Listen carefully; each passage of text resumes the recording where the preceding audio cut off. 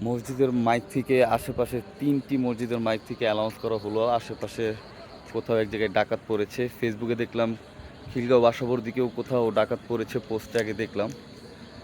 এরা আসলে পালাবে কোথা দিয়ে আমি এখন তাই চিন্তা করতেছি। এই যে অ্যানাউন্সটি হচ্ছে, হাজার হাজার লক্ষ লক্ষ মানুষ অলরেডি বের হয়ে যাবে ইনশাল্লাহ।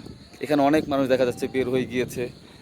আমি ছাদের উপর থেকে চারপাশে দেখতেছি, এরকম আরও কত মানুষ কত জায়গায় আছে। বিএনপি হলে রিকোয়েস্ট করব, আপনাদের যদি ভাঙচুর করতে মন চায় দিনের ময়দানে করেন। ওরা আমাদের দিনে গুলি করেছে, রাত্রে না। রাত্রে যা করেছে তার চেয়ে বেশি গুলি দিনে করেছে।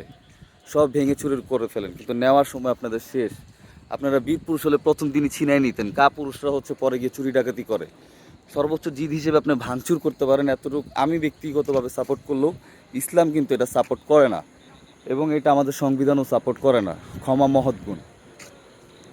আর হচ্ছে, যদি এটা পুলিশ লীগ আর আওয়ামী লীগের কাজ, আমার মনে হয় যে তারা তো সাধারণ মানুষ, আর বিএনপি দেখবে না, শিবির দেখবে না। এরা এখন যাকে পাবে লুট করার চেষ্টা করবে, মন্দিরে পারলে আগুন দিবে। ওই যে দেখুন আরেক জায়গায় শোনা যাচ্ছে, তারা চেষ্টা করবে যে একটা অরাজকতা সৃষ্টি করার জন্যে। আল্লাহ ভরসা, এটা আসলে কিছুই হবে না। এই কষ্ট 2-4 দিন হয়তো বা আমরা এখন পাহারা দেবো, এই তো আর কি। কিন্তু তোরা পালাবি কোথা থেকে সেটা ভাব। কাপুরুষের দল, মাঠে তো পারস না, এখন আসছো রাত্রের বেলা দেখাইতে। চোরের বাচ্চা চোর।